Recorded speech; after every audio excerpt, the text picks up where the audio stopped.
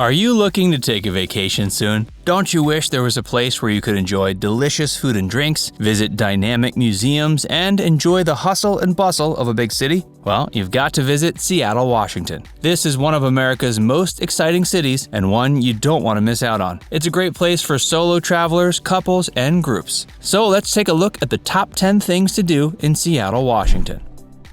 Number 1. Visit the Seattle Center. The first thing you should do when you get to Seattle is visit the Seattle Center. This is an area of about 74 acres that acts as the hub of Seattle's cultural life. It's part of Seattle's downtown, and you'll catch a glimpse of the famous Space Needle from here. The best way to get to Seattle Center is to take the Seattle Center monorail. When you get there, you'll find a variety of restaurants and bars to enjoy food and drinks. You'll also get to visit different museums located throughout the Seattle Center. You can also sit at a bench by the International Fountain while you plan the rest of your trip. The Seattle Center is a great meeting point, so if you make new friends during your trip, this can be the place to convene as you plan your day. Before we tell you more about the top things to do in Seattle, Washington, be sure to give this video a like and subscribe to our channel for more.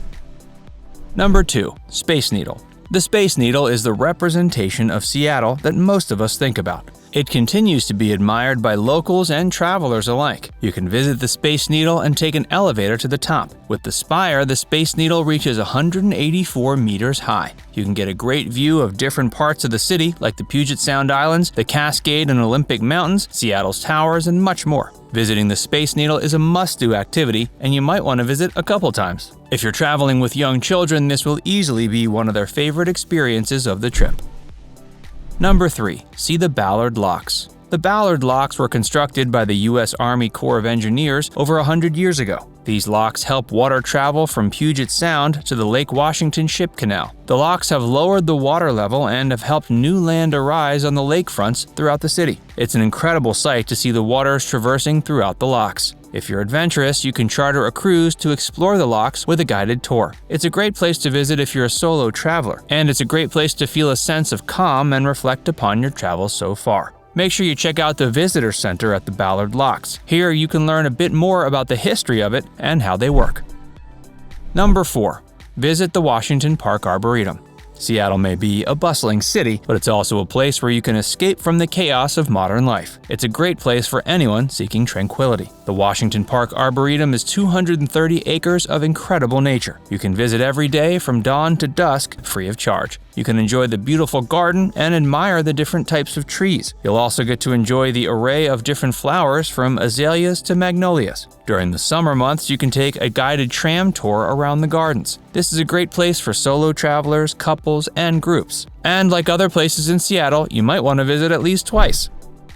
Number 5. Museum of Pop Culture. Of Seattle's many great museums, you've got to visit the fantastic Museum of Pop Culture. It was designed by Frank Gehry and is a great place to look back on the defining moments of American popular culture. The exhibitions will include different aspects of pop culture, from music to cinema to television to science fiction and even to video games. You'll also find costumes, props, and other artifacts from some of your favorite blockbuster films. It's a great way to reflect on the pop culture that has added to the richness of American life. On some days, you'll also be able to enjoy seminars, workshops, and other special events at the museum. You can take the Seattle Center monorail to access the museum. It'll be one of the highlights of your trip.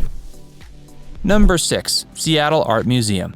After you've visited the Museum of Pop Culture, you've got to visit the Seattle Art Museum. Here, you'll see a variety of different artworks from different cultures and across different periods in history. You can enjoy early Native American art, including paintings, sculpture, textiles, totem poles, and carvings. You can also enjoy European art, like Italian art from the Renaissance and Gothic periods. And of course, you'll see many great American artworks, mostly from artists from the Northwest region. Many of these artworks are from the 20th century. The museum is a great place to visit with a group, especially if you're visiting with young children. Every now and then, there will be an exhibition celebrating a major artist. You might want to contact the museum beforehand to see what exhibitions are available to view.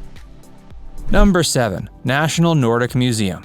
The Nordic peoples have been a rich part of American life, and this region of the country has a large population of Americans with Nordic ancestry. The National Nordic Museum lets you delve into the history and culture of the Nordic peoples. You'll see many beautiful artworks as well as everyday items the Nordic immigrants used. You'll see Nordic clothing, textiles, photographs, household items, and much more. If you do visit, you've got to eat at the restaurant Freya before you leave. While most museums have some small cafes, Freya is a top-notch restaurant where you can try delicious, traditional Nordic cuisine. America is a land of many peoples who have helped create a dynamic and rich nation. The National Nordic Museum gives you a glimpse of one group of exceptional immigrants who helped make the country great.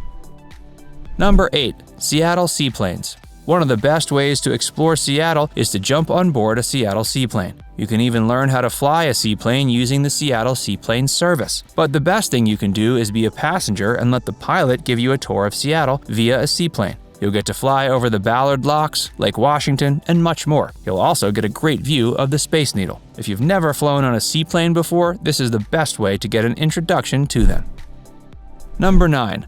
Kubota Garden. Here's another great place to find peace and tranquility in Seattle. The Kubota Garden is a traditional Japanese garden where you'll see beautiful red bridges, koi fish, and of course, incredible greenery. It's 20 acres of beautiful land located in South Seattle in the Rainier Beach neighborhood. This is a place that attracts locals and tourists and offers an escape from the hustle and bustle of the city. It's about a half-hour journey from downtown, so it's a great way to leave the chaos behind. If you're winding down your trip, this is a place you must stop by. It'll offer a chance for you to reflect on your journey to Seattle and recall your favorite moments so far. It's a great place to visit if you're traveling solo or with your significant other.